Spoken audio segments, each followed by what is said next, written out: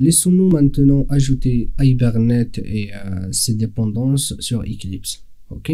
La première chose à faire, donc on va télécharger donc l'ORM Hibernate, et pour faire, donc vous allez sur votre navigateur préféré, sur votre moteur de recherche préféré, vous allez mettre tout simplement Hibernate.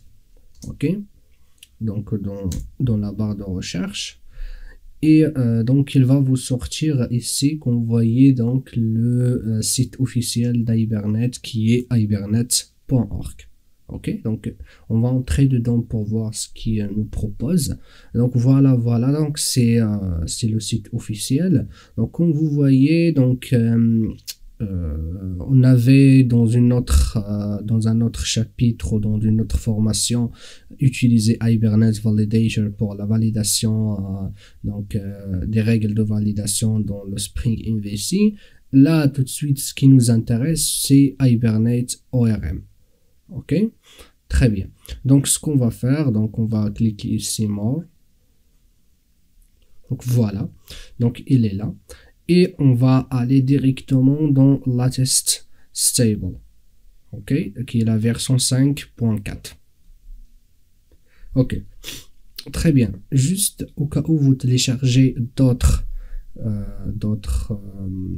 versions, il faut juste que vous vérifiez que vous avez bien Java qui est 8 ou 11 qui sera compatible avec le Java que vous avez, la version de Java que vous avez. Après le reste, ça ira. Très bien. Donc, ce qu'on va faire, on va télécharger donc les jars.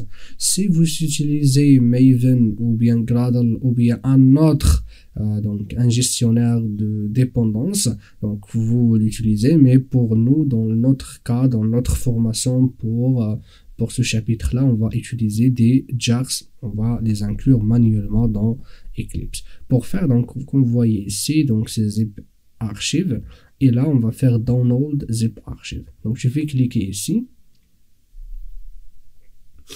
Très bien, donc il m'a redirigé vers le SourceForge, donc le site que j'imagine vous connaissez déjà. Très bien. Là, je vois que les 5 elles descendent pas, donc c'est sûrement une erreur. Je vais faire F5 pour actualiser. Voilà, et là, elle descend, donc 5, 4. Donc je vais attendre. Et voilà, donc là, il me propose donc de enregistrer le fichier. Donc je vais enregistrer le fichier. Très bien. Donc là, je vais venir ici, vous allez voir qu'elle est en train de le télécharger. En fait, c'est pas très grand, donc 66 mégabytes. Donc je vais attendre son téléchargement. Très bien. Donc Hibernate, donc il télécharge. On va revenir là-dessus après avoir téléchargé le driver JDBC de Postgre. Ok, très bien. Donc, on va ouvrir un autre onglet, je vais fermer celui-là, et on va toujours, là, on va télécharger le JDBC, ok, le driver. Donc, on va mettre driver, JDBC, dans votre moteur de recherche, et après, on va utiliser PostgreSQL. Ok, je vais faire entrer. Très bien. Donc là, vous allez voir qu'il va vous rediriger dans le site officiel aussi des JDBC, ok, du driver JDBC, et comme vous voyez ici c'est jdbc.postgresql.org, donc ça concerne PostgreSQL. Donc je vais cliquer PostgreSQL. Ensuite, donc ça c'est juste du blablabla, donc nous ça ne m'intéresse pas trop. Je vais aller dans Download. Ok, très bien. Une fois que je suis sur Download, et vous allez voir, on va prendre cette version là qui est la 42.2.19. ok. Très bien. Donc, je vais le télécharger en cliquant sur ce lien-là. Voilà, donc, enregistrer le fichier. Voilà.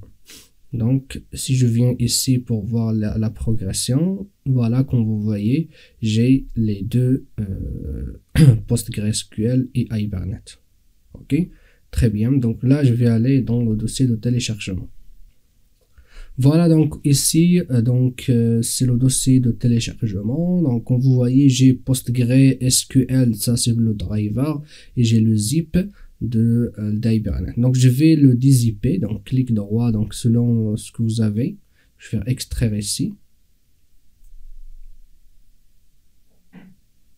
Donc une fois qu'il a terminé, donc on va voir là, il va donc nous sortir le dossier donc Hibernate Release. Donc je vais entrer, je vais juste vous montrer ce qui nous intéresse exactement dans ce dossier-là.